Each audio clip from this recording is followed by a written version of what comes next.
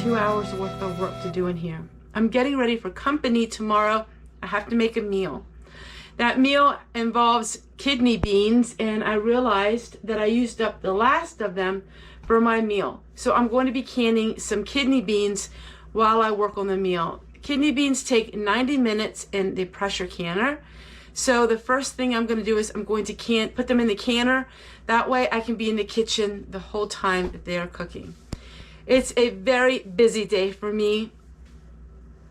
My kitchen looks a mess. I have to clean the house. I have to prepare a meal. I have to prepare a dessert. I have to do all these things today. That way I'm prepared tomorrow for when our company comes. So I'm going to be speeding up this camera, and then I'll be commentary throughout the video.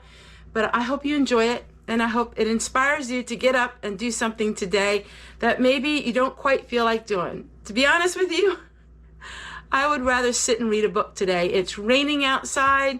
I really worked hard yesterday in the garden. I'm really tired, but the job has to get done. And because of all of you, I'm encouraged to do it. So let's get started. The first thing we're going to do is wash the kidney beans. I'm gonna wash up my jars, and then we'll put them in the canner. I put my kidney beans dry, 1 cup of dried kidney beans to 1 quart. And I always use the wide mouth jars because it's so much easier to get the beans out. I don't pre-soak my beans. That is not USDA approved, but that is generally how people do canned beans. A lot of them do anyhow.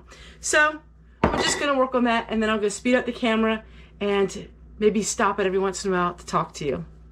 If you want full tutorials of everything that I'm doing here, look in the description box. There will be titles to the videos.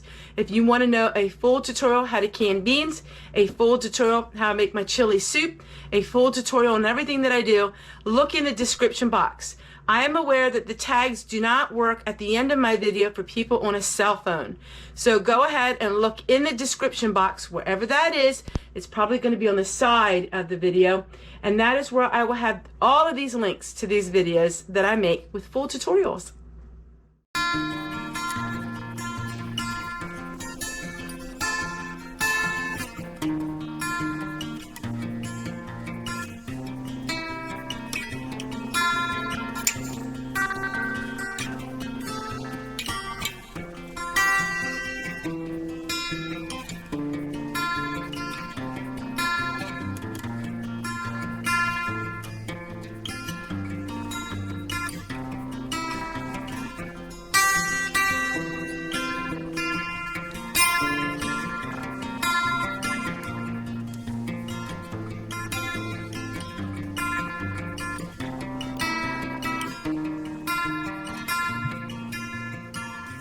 Well, that was really sweet. Our neighbor, she gave us some leftovers. So she loves to cook, and so she had extra, and so she gave us some. So I will be heating this up and having this with my husband for lunch. All right, I got most of the dishes done. I'm gonna go ahead and put them away. Then I'm going to work on a cobbler dessert. It's not homemade. I got this at the discount grocery store. Blueberry cobbler, but I am going to add my cobbler, the goodies on top. So this is be a topping. And then I'm going to be making some jello that I found in our cupboard, and we put strawberries to it, and my husband just absolutely loves this. So I'm gonna go ahead and do all of this. I just forgot that I need to saute the ground beef for the chili. I'm gonna go ahead and do that.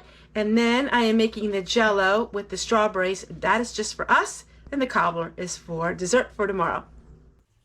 To be 100% honest with you, in the quest of all of this organizing and decluttering, I really didn't realize how much stuff I had. And so by going through everything in my home and just organizing it and going through my shelves of food, I realized there's so much that I need to use up. And I also realized you can save a lot of money by being organized, because when you're disorganized, you buy a lot of the same thing and don't even know you have it. I am having so much fun, though, going through all of my things and having it as a store and putting everything together. So I have such a surplus of certain items. In the past, I've always been a prepper, and I always thought you need to have a million different things of this, to keep prepped. And now I'm using those items, and it feels good to have empty shelves. So it's a different stage of my life. We're gonna eat some of this, and then I'm going to show you what everything looks like when we're done.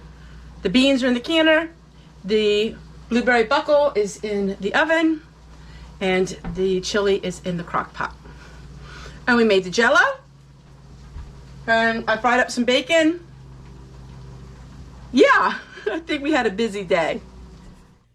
And lots of jars got used up in the process to put them out into my canning garage. This was absolutely amazing.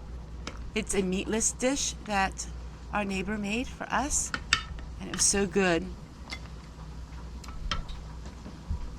Now I'm just going to go ahead and put some of my herbs on it. We're going to finish this out, and then we'll get started on another day and some work that I'm doing. Put some of my herbs on it.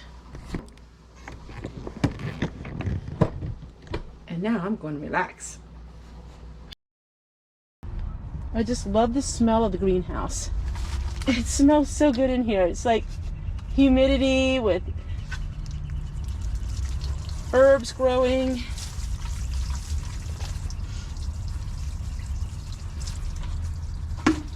Really nice. I'm going to go ahead and go into the kitchen and make some chicken noodle soup. I am going to take my sweatshirt off. It is getting warm now. It's a weird type of weather. It's humid, but yet it's kind of cool. I don't know. It's just so crazy the way this weather has been this year.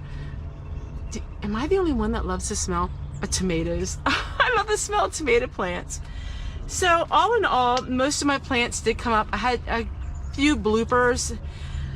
The parsley was horrible to get up this year, but everything else is going really nice, and I watered everything in here.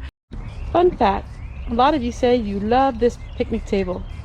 Well, this picnic table was on an auction here on the property. When the owner died in 2010, this property was left vacant for over a year. In the meantime, they had an auction of the household items. This picnic table was sold, but it was so heavy the person who bought it couldn't take it home.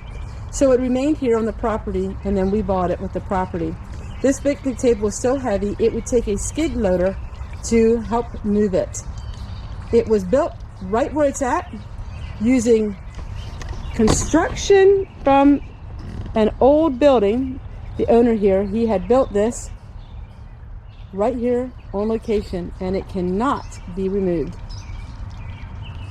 Another fun fact is I love my old windows. I love the old-fashioned way, even though the cranks don't work.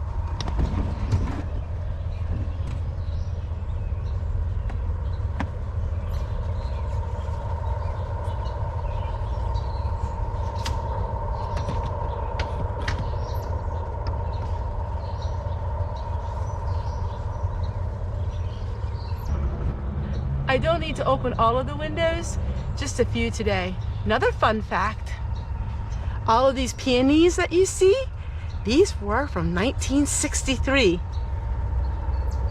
And the trees and the bushes, they're all extremely old, and they are heirlooms.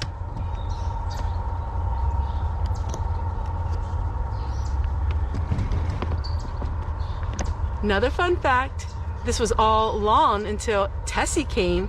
When Tessie moved in here, we dug everything up and we made it into a really neat garden. Fun fact, everything on the outside of my house is original. Original siding, original color scape. In other words, it was always this Kelly green. Original windows, original, just about everything that's the nuts and bolts of this homestead is original, 1963. I love my old maple tree. In fact, I love all of the trees here on this property. Unfortunately, some of them died.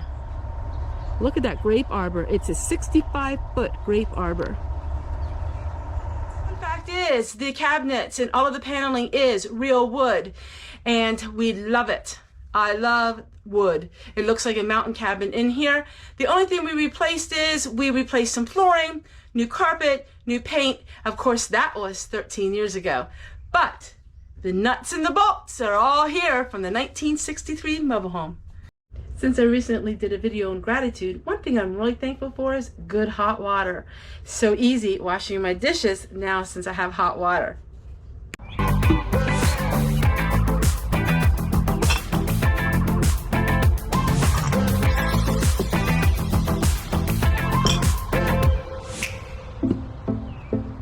I hope you enjoyed this video, and I thank you guys so much for watching, and I hope I inspired you today. Bye!